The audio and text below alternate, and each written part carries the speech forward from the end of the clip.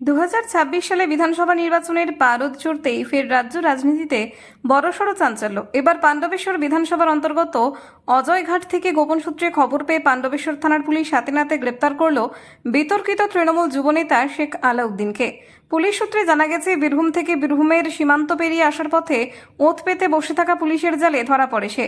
ধৃত শেখ আলাউদ্দিনের বিরুদ্ধে বিগত 2021 সালের বিধানসভা নির্বাচন পরবর্তী হিংসে ছড়ানো, এলাকায় ব্যাপক সন্ত্রাস সৃষ্টি এবং ব্যবসায়ীদের ভয় দেখিয়ে দেদার তোলাবাজি করার মতো একাধিক মারাত্মক অভিযোগ রয়েছে।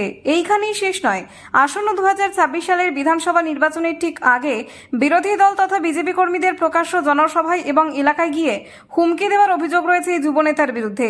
দীর্ঘদিন ধরে পুলিশের চোখে ধুলো দিয়ে সে এলাকা ছাড়া থাকলেও শেষ রক্ষা হলো না। পুলিশ আজই ধৃতকে কড়া নিরাপত্তার মধ্যে দিয়ে দুর্গাপুর মহকুমা আদালতে পাঠিয়েছে।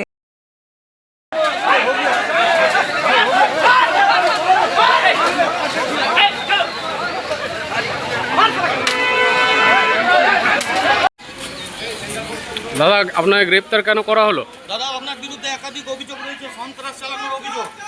দাদা, এলাকায় সন্ত্রাস চালাবার অভিযোগ, বিজেপি কর্মীদের মারধরের অভিযোগ রয়েছে। দাদা দাদা আপনাকে গ্রেপ্তার কেন করা হলো? বিজেপি কর্মীদেরকে মারধরের অভিযোগ রয়েছে, ভোট পরবর্তী হিংসা। কি বলবেন দাদা?